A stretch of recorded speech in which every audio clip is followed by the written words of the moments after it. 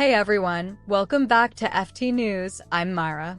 Evil Dead Burn brings the Deadites back with another gruesome chapter, but beneath all the blood and chaos is a surprisingly emotional story about grief, abuse, and finally breaking free from a toxic past.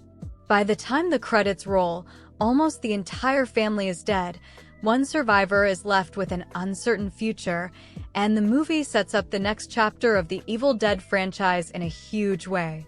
Let's break down the full story and explain the ending. The story follows Alice, who is still devastated after losing her husband, Will, in what everyone believes was a tragic car accident. She joins Will's family for his funeral, hoping they can mourn together and find some closure. But there is one horrifying truth no one knows. Will wasn't killed in an ordinary accident. He was attacked and possessed by a Deadite before his death. As the family gathers inside the isolated house, old wounds quickly begin resurfacing. Alice's relationship with Will's parents has always been strained, while years of hidden resentment and painful memories slowly rise to the surface. Things become even worse when Joseph accidentally uncovers his grandfather's secret research about the Deadites. His grandfather had been one of a mysterious group known as the Wise Men, people who spent years studying the Book of the Dead and searching for ways to fight these supernatural creatures. Their research even led to the creation of special knives capable of killing a Deadite permanently. Unfortunately, Joseph also breaks the magical protections that had been keeping the evil trapped. That mistake allows the Deadites to invade the house. The first victim is Edgar, Will's father, whose possession quickly turns the family gathering into a nightmare. One by one, members of the family become infected, transforming into terrifying Deadites who hunt the remaining survivors. Will's mother Susan desperately tries to hold the family together, but even she eventually gives in. Joseph's girlfriend Thea is attacked. Grandmother Polly is possessed. Even Joseph eventually falls to the evil. Before long, Alice finds herself almost completely alone. As the Deadites grow stronger, the family's secrets become just as important as the supernatural horror.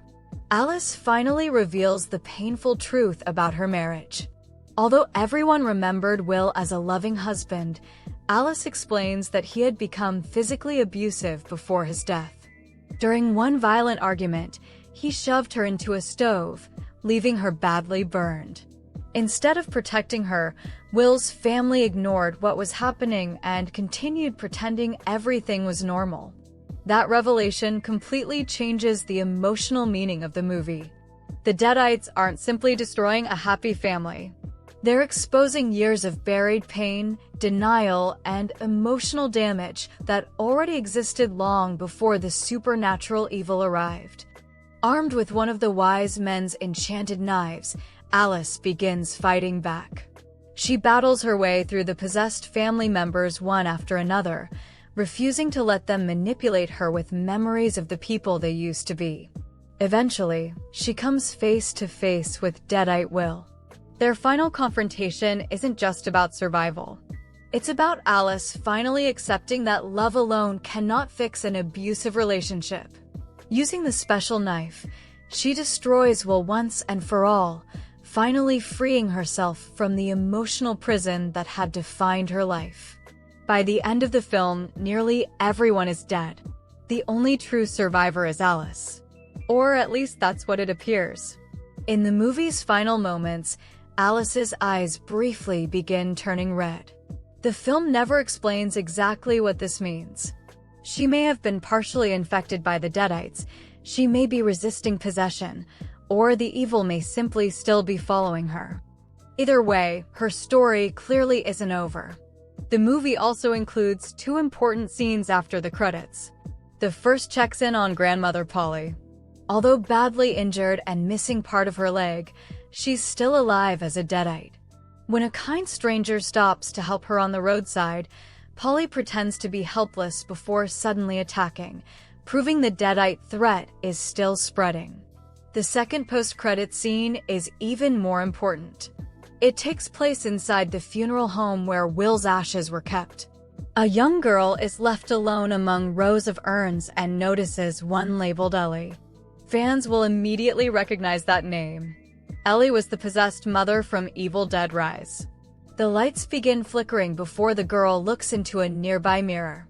Instead of seeing her own reflection, she sees Ellie staring back at her. Moments later, Ellie appears behind the child in the real world, kills her, then turns directly toward the camera and says, "Mommy's home." That shocking moment confirms Ellie has somehow returned despite seemingly being destroyed in Evil Dead Rise. It also proves the Deadites don't necessarily need physical bodies to survive. Their evil continues, finding new ways to return. The ending also expands the franchise's mythology. The wise men and their enchanted weapons suggest humanity has been secretly fighting the Deadites for generations. Instead of simply surviving attacks, future heroes may finally have knowledge and weapons capable of permanently fighting back. Overall, Evil Dead Burn isn't just another bloody horror movie. It's a story about confronting painful truths, refusing to stay trapped in abusive relationships, and finding the strength to move forward even after unimaginable trauma. At the same time, its final moments make one thing perfectly clear. The Deadites are far from finished.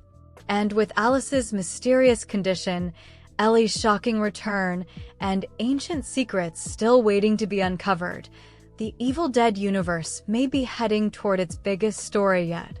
Thank you for watching this video. Sending you lots of love, and I'll see you in the next one.